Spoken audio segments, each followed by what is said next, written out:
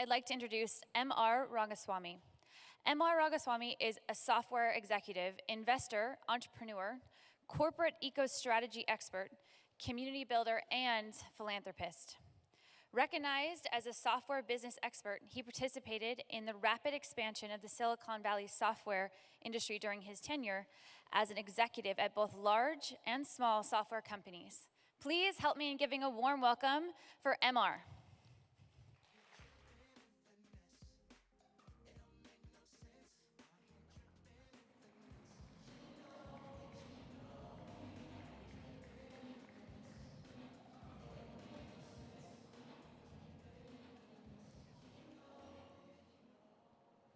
Shakespeare once said, "What's in a name?"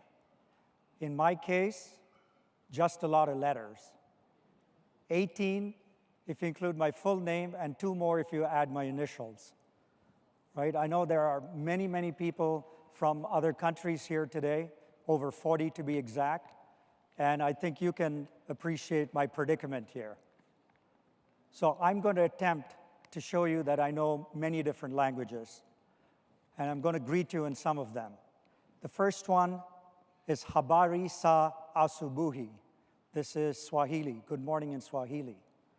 How about Ohayo gozaimasu in Japanese? Kalimera sas in Greek. Bom dia in Spanish. Namaste in Hindi. I think I'll stop with that. I think I'm boring everyone here. So I want to share my life lessons with you in my long journey that I've had in the Bay Area in Silicon Valley. I had a comfortable job in a manufacturing company in Texas when a training session changed my life. The instructor there asked me what I was doing, what my background was, and he strongly recommended that I go to Silicon Valley. And this was, folks, in 1982. It was exciting, but I was scared of the unknown. Remember, this was the pre-internet days. I couldn't Google Silicon Valley and get any information. So here I was looking at the possibilities. What is Silicon Valley? How do I get there? How do I get a job? And that was what my challenge was. And I took that risk, I took the plunge, and somehow got here in 1982.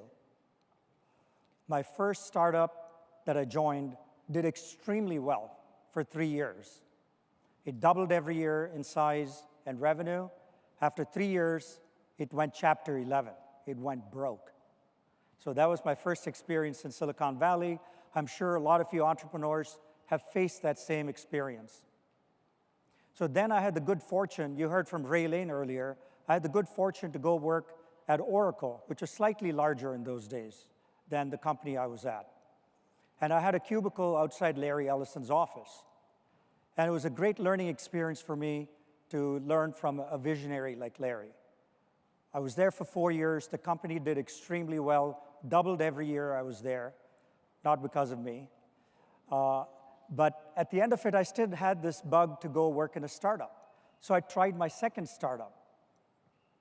And this was after Oracle. Again, this was a great company. I don't know what this is. This company also did very well for 3 years. And it went broke, okay? So that was my second company that I was at. So now I think all of you can think, I'm at a crossroads. Do I go to another small company, or do I get a comfortable job in a large tech company? I think entrepreneurs in the audience, you must guess what I did. I went for the small company.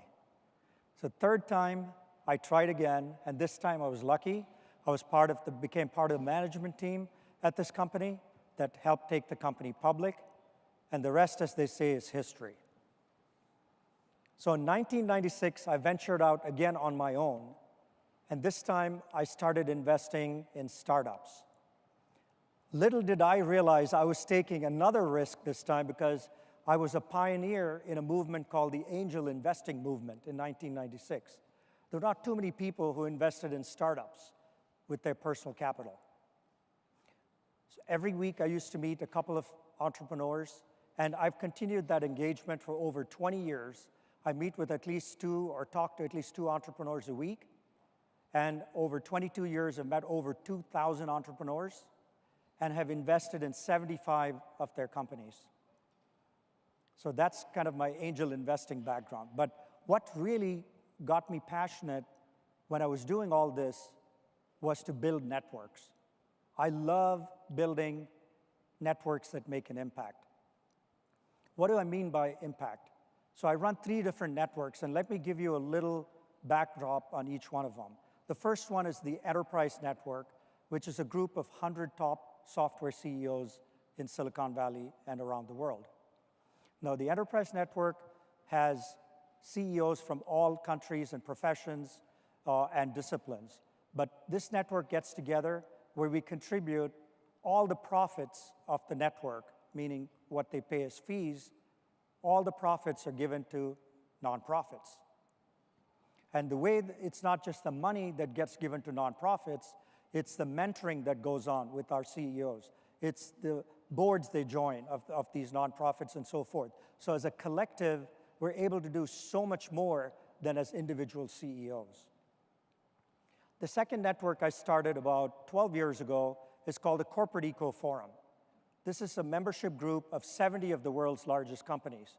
These are companies like Amazon, Apple, Disney, UPS, General Motors, and so forth. And we get together to share best practices and innovations around climate change, combating climate change, and making these organizations better global citizens. Now, they can do this individually, but as a collective, they represent $3.5 trillion of revenues. So these companies can move the needle much faster than individual corporations can do. The third network I started about 7 years ago is called Indiaspora. It's an Indian-American leadership group of tech folks, doctors, lawyers, politicians, NGOs, and academics. And again, we work a lot on social, political issues. So we've helped a lot of politicians get elected to office who are Indian American.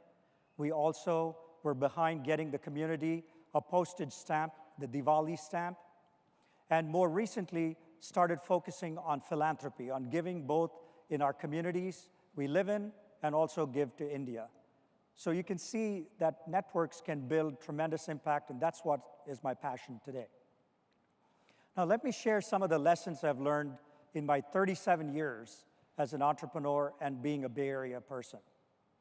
The first thing is I'd urge you to invest your personal capital first before you invest or you get professional capital. What do I mean by this? In every network I've started, I've at least spent a year before I actually started the network, talking to customers, understanding the market, the dynamics of what's going on in the marketplace and the competitive situations and so forth. Do your homework before you start your company. A lot of entrepreneurs might just get started and then figure out a way to do it. I think it's better to be slow and precise in the beginning. You'll be much faster as you start your company and go forward with professional capital.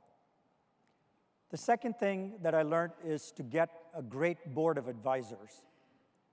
Go find the smartest and most influential people you can get for your industry and your space. A lot of this I learned from a good friend of mine, Keith Kroc, who is the CEO of Ariba and DocuSign. He was a master at putting together advisory boards, and I know that because I was part of his advisory board at DocuSign, and that was such a powerful network that helped DocuSign to be where it is today. It's a company with a $10 billion market cap. And some of that credit goes to Keith bringing in a tremendous board of advisors to help take the company to the next stage. Next thing is, if you're an entrepreneur, the first thing I'm going to ask you is, do you have a mentor?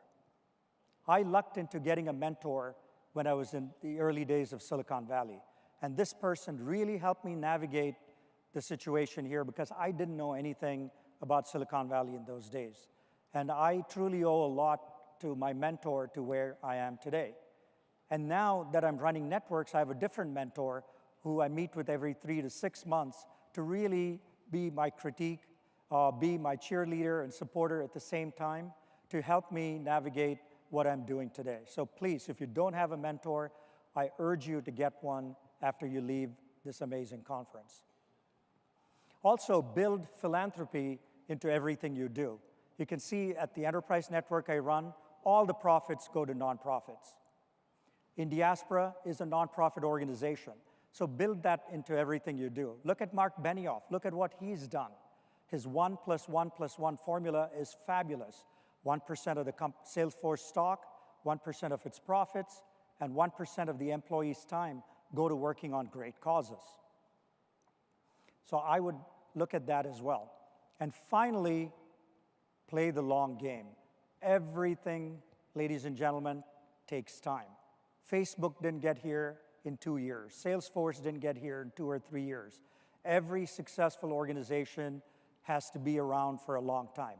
I made a personal commitment to any network I start, I give it at least 10 years to see the impact. So I urge you to play the long game, and I wish you much success in your entrepreneurial journey. Thank you so much.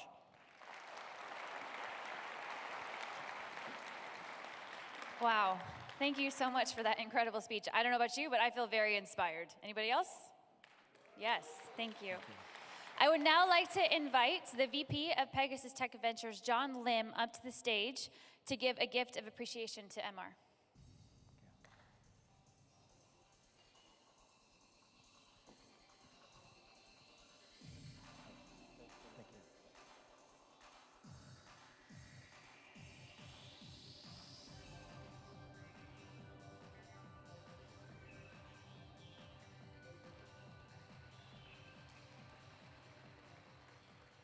Thank you, guys.